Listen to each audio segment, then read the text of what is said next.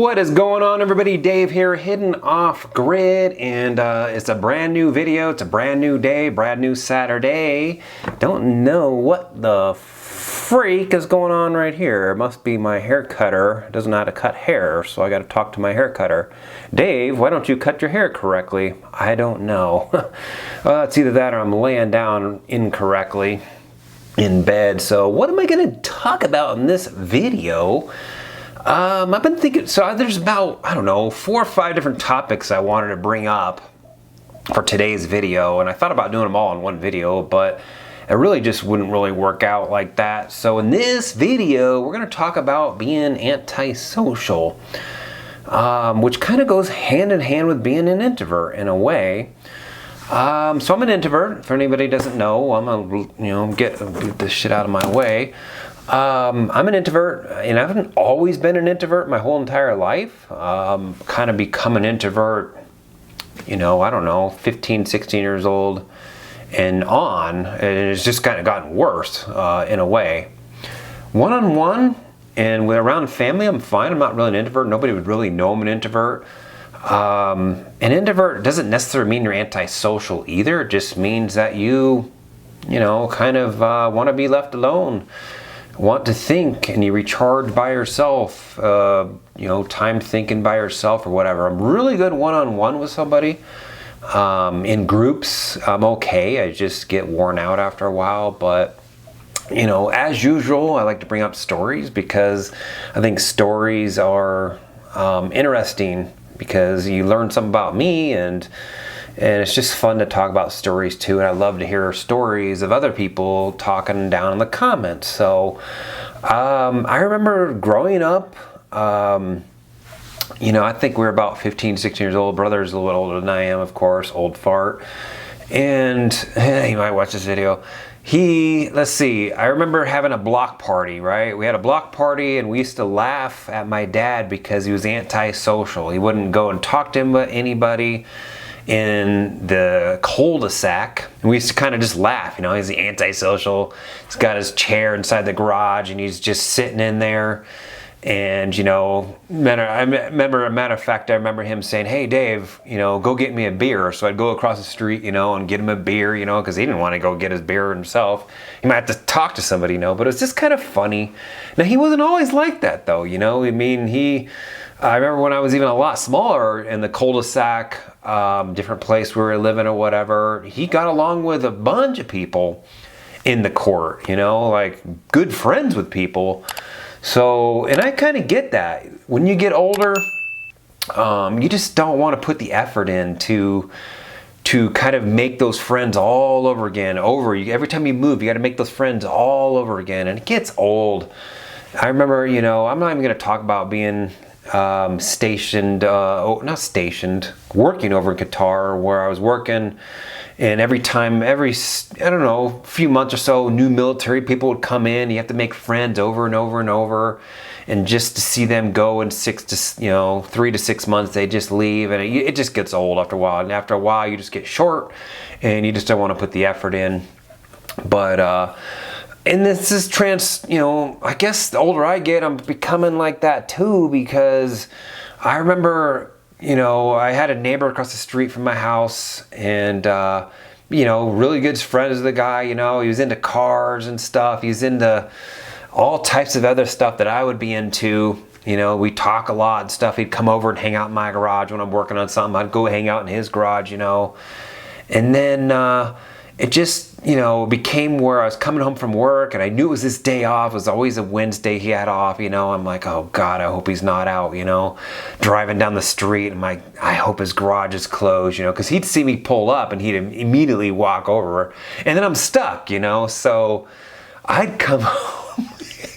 I'd come home and pull in the garage and immediately close the garage. It's funny laughing about it now, but I just, sometimes I'd come in the garage and I wouldn't close it to try to act like I'm not antisocial, but go in the house, and then later reach out my hand out of the door and kind of close the garage by hitting the button, I'd try to pull the car in a certain situation where he couldn't see me get out of the car, so I didn't have to wave or anything. it's just, I don't understand. I got an anxiety coming home and, you know, like hoping that he wasn't outside, you know, and then the day, like, I wanted to talk to him or something like that, you know, he'd almost do the same thing, it seemed like.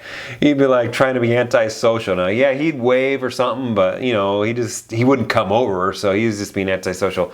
So he understands, I think, too, because when you're after a long day of work or whatever, and last thing you want to do is just get stuck, and this guy could talk and talk and talk and talk, you know, it's like, you couldn't get rid of him sometimes. So I got a story here, too, because I live in an apartment complex, and I found myself lately where I've been watching people go in and out, you know, and trying to figure out what their schedule is and stuff to make sure that I'm not going outside when they're going outside.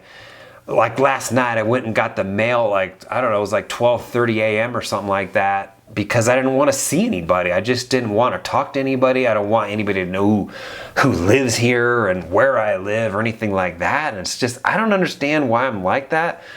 And I'm going to be moving out, you know, in a few months anyway, but I just, you know, I don't know. I'm sick of it. A lot of people come and go, and I just don't want to deal with it over and over and over again. I'm kind of a hermit in a way, and I don't understand how I've gotten like that, but, you know, I remember also, you know, there's a bunch of other stories I could probably say too, but I remember somebody, used to hang out, street race a lot back when I owned a couple of Mustangs. And I remember, you know, I had a couple of close friends I'd hang out with all the time. And then there's this one guy, outlier, you know, and I'd always find him, you know, kind of following us around, hanging out with our group and trying to get close to me and just hang out with me. And until eventually I just invited him over one time to hang out, you know, because there'd be some time where I had like 10 Mustangs out in front of my house, you know, with just friends hanging out. I was working on their cars or whatever, and he just, before you know it, he became a friend and like a really close friend. We did everything together and, you know, just kind of forcing his way into the group. And it was just interesting how that worked out too, because I've done the same thing to somebody back in the past. I even did it in elementary school one time where a couple of kids, you know, didn't like me or whatever, and I'd still just hang out with them, you know, I'd just go follow them around, and eventually they became my friends, you know, so it does work. It doesn't work for women apparently, but, you know, yeah, anyways, you know, I look in the future, let me just talk about the meetup groups, because meetup.com, I think it's called. I used to go to a couple of meetings back in like 2010, 2010, no, it's 2010, 2011, no, 2011, not 2011. I went to a couple of groups with friends, and then they stopped going. I'm like, all right, I'll just go by myself. I went by myself one time, and I felt so awkward. I don't understand why. I almost rather talk in front of a group of 100 people or something than go to a meetup group and just feel all awkward and I don't know. It's just a weird feeling. You know, I think it's just because I've worked nights over the years, several jobs where I've actually worked nights, and I just kind of gotten used to being alone, not being around people, going to walk at night, going to shop at night, you know, 24-hour shopping and whatnot, not dealing with people. That's the reason why I go shopping here at 8:30 o'clock at night. Why do I talk so stupid sometimes? I have no idea. It's just strange, Dave, but I'm not really worried about it for me. I don't need a group of people. I can be extrovert when I need to be, and almost better off being an introvert, where I have spouts of being an extrovert versus being an extrovert and not knowing how to be an introvert.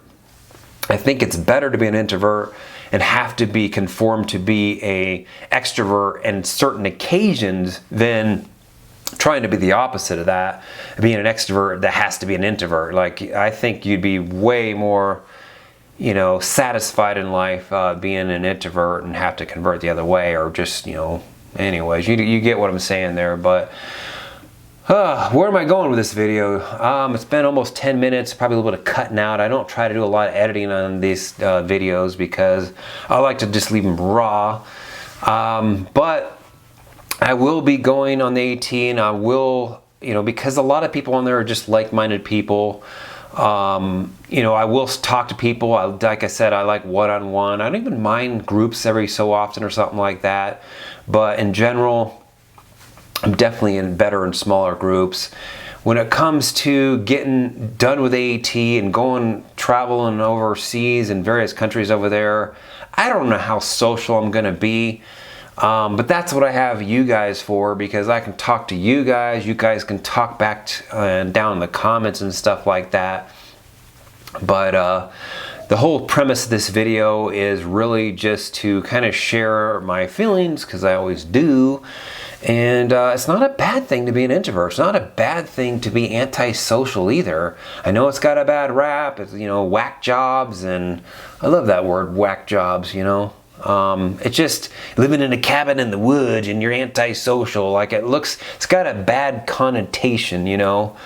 But, you know, as long as you're happy, as long as you're, well, happy's not a, I can almost make a video on that, you know. People think you're supposed to be happy all the time. That's not such a thing, you know.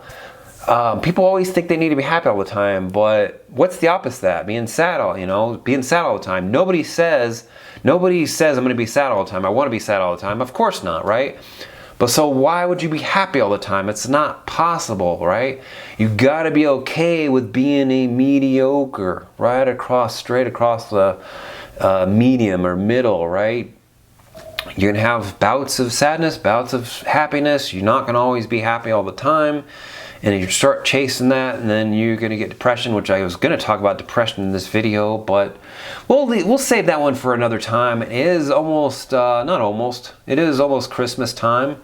It's got my little tree right here, a special tree right there. So anyways, let me know in the comments. Are you antisocial? Are you an introvert? Are you an extrovert? Are you happy? Are you sad? Are you depressed? Is this a good time? You know, my dad died right around this time, and it's been, I don't know, how long's it been now? 8 years? Jeez, time goes by so fast. Miss him. There's a lot of things I love to talk to him about that I just didn't care about talking, you know, about 8 years ago. Didn't even think about talking to him 8 years ago about it. Didn't really care. But now I would love to talk to him about it, and I can't. So anyways, please, everybody have a great weekend and a great week. I am off for the next few weeks. Starting later next week, I'll be off for 2 weeks. Maybe I'll make some extra videos for you. Happy Christmas to you. We'll see you next video. Thanks for watching.